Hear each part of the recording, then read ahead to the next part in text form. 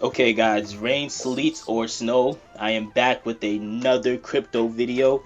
This first story here is from Hedera. They just started staking. The article reads, Introducing Native Staking Phase 1 on the Hedera network. First phase allows ecosystem to build tooling and for users to test functionality without earning rewards. Hedera is a proof of stake network, meaning it does not require mining to solve computational problems and deliver proof of work for reward. Instead, Hedera's design uses the value of a scarce pre-minted resource staked to the network nodes to achieve consensus and protect the network against certain forms of cyber attack, including Sybil attacks.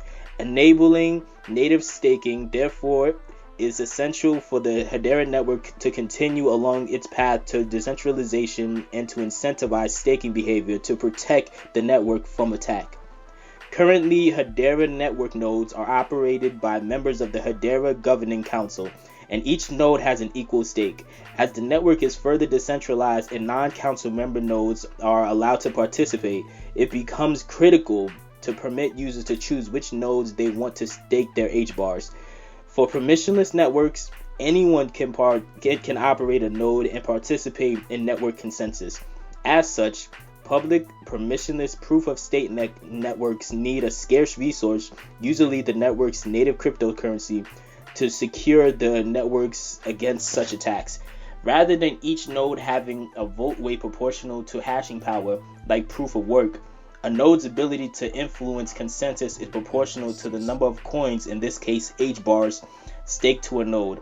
Hedera achieves consensus on a transaction when the voting involves more than 2/3 of the network's voting power. An entity then would need to attain 1/3 of the total voting power, i.e., 1/3 of the staked HBARs, to disrupt the network. So again, I'm not gonna go through the entire article because there's still a little bit more to read there, but this is still obviously a big moment for Hedera and the Hedera community. Obviously, people have been waiting for a long time for an option to stake, so I know a lot of people are definitely excited. There's still more to the article.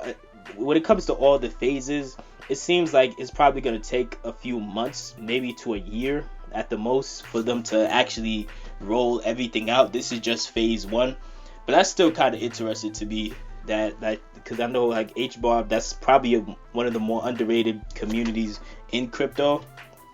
So the next story I want to get into here is a story from the Crypt, and it reads, Bankrupt Voyager Digital calls FTX bailout a lowball bid. Bankrupt crypto brokerage that's a funny I overlooked that the first time. I didn't see that they started the article like that. But bankrupt crypto brokerage Voyager Digital has called a rescue deal proposed by FTX a lowball bid dressed up as a white knight rescue. Sam Bankman-Fried's FTX may have been hailed as the savior of the crypto winter, but in the latest twist in its acquisition streak, the company has been accused of lowballing one of its rescue offers.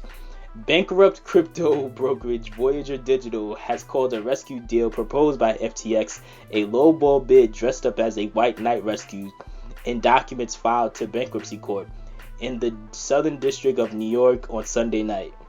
Voyager said that the joint proposal made FTX and Sam Bankman-Fried's other firm, Alameda, was designed to generate publicity for itself rather than for Voyager customers. Voyager further claimed that the way the proposal was made via a public press release could jeopardize a separate bidding process for the company's assets, which is happening privately.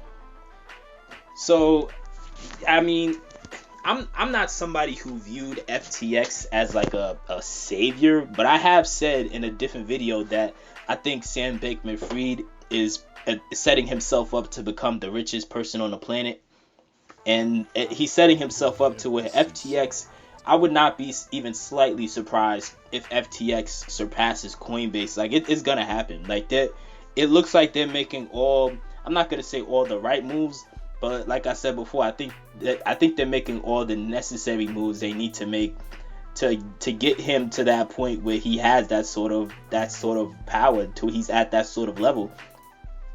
And like I said, to me, I never viewed any of them as saviors, but at the same time, you know, they're taking advantage of an opportunity. Like they're a greedy company, and they want to take advantage like any other greedy company that has money during a downturn in the market.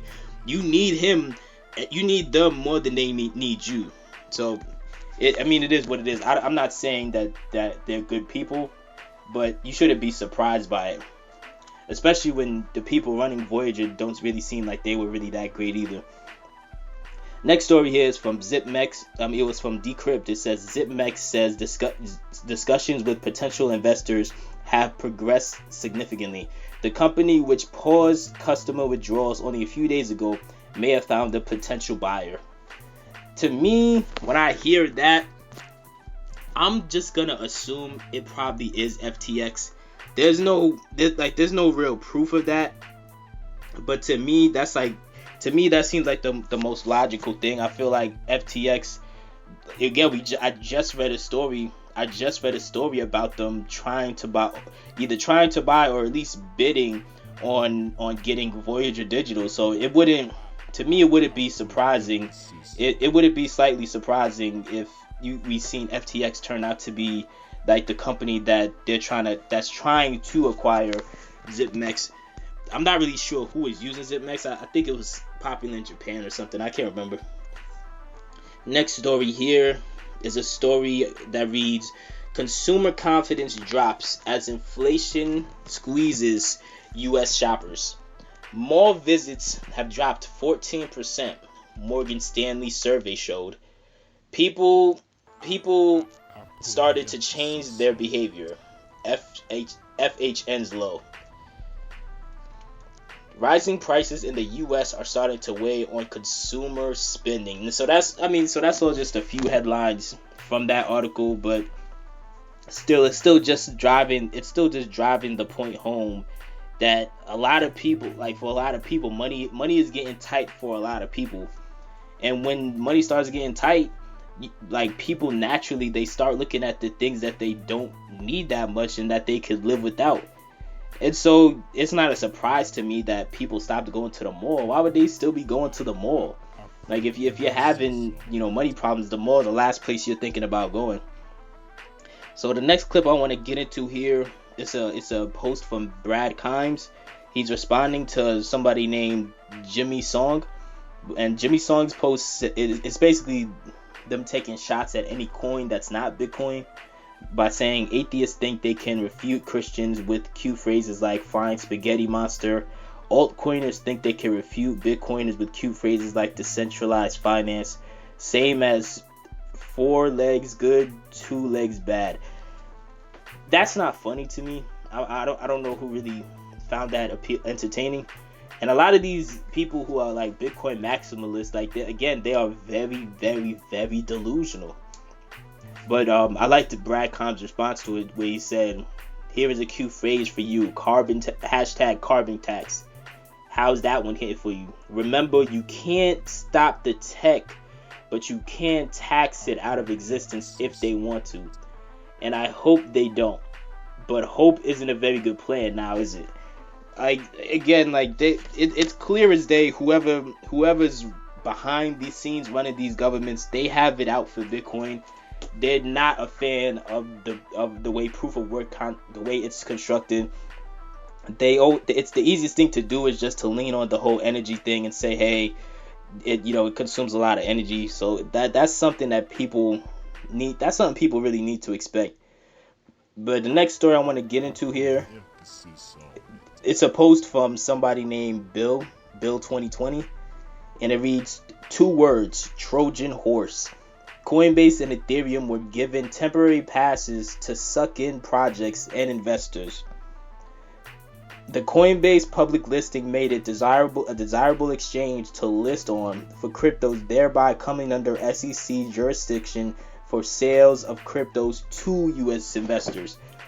So that's a very interesting. I can't even say it's a theory. Like, that actually might have been the SEC's plan the whole time. Because because again, a lot of these people, they're evil, but they're also evil geniuses. So that actually would be the perfect plan. Just to, if you, even though in the process of them doing that, it would have made the people behind Ethereum and the people behind the Ethereum Alliance, it made them a bunch of money, and it helped grow that ecosystem so fast. Hey, if it really turns out that the whole plan was to just use Ethereum as just bait to reel people into Coinbase and stuff like that, and reel Coinbase in, and now they're gonna try to catch it all, like, you know, like a group of fish, like they just kind of throw a net, cast a net out, and just pull everything back in.